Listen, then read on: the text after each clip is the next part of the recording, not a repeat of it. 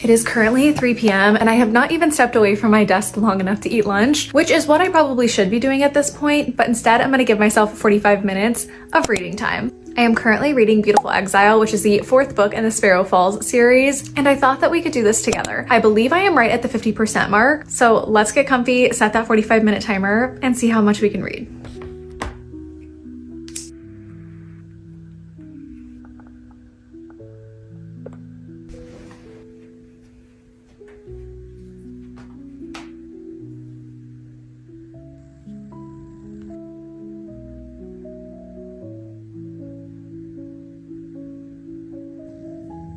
I ended up having a very quick call with my boss, but now we are back to business. I am currently on page 210. We just had our first very big plot moment where our MMC is like really trying to care for our FMC and like make sure she's okay and help her work through her feelings about what's going on. And so I feel like we're really getting somewhere. I will say though, with this particular couple, it did feel like for me with our male main character that he was invested from the moment he laid eyes on her, but almost to a point where I'm like, okay, but like, let's get to know her a little more. So not that it's feeling insta lust or insta lovey at all.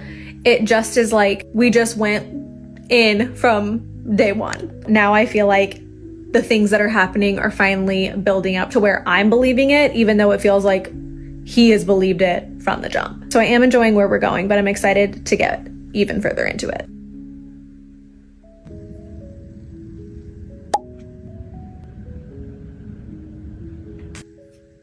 My 45 minutes is officially up. I made it to page 236, so just about 40 pages. I'm happy with that and glad to just feel like I'm making some progress in this book.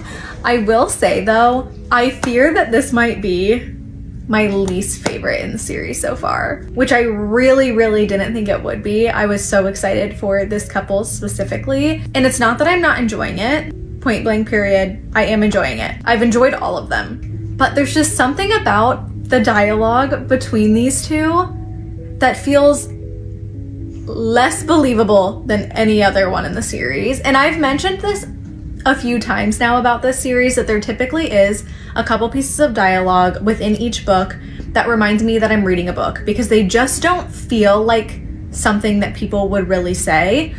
And I could be wrong. This one feels extra unbelievable to me, especially things that he says to her, which is typically, I feel like, how it goes in these books. It's always something that he's saying that feels like something a woman would write and not necessarily something a man would say. Even these like men that are written by women that we love and we feel like they actually would say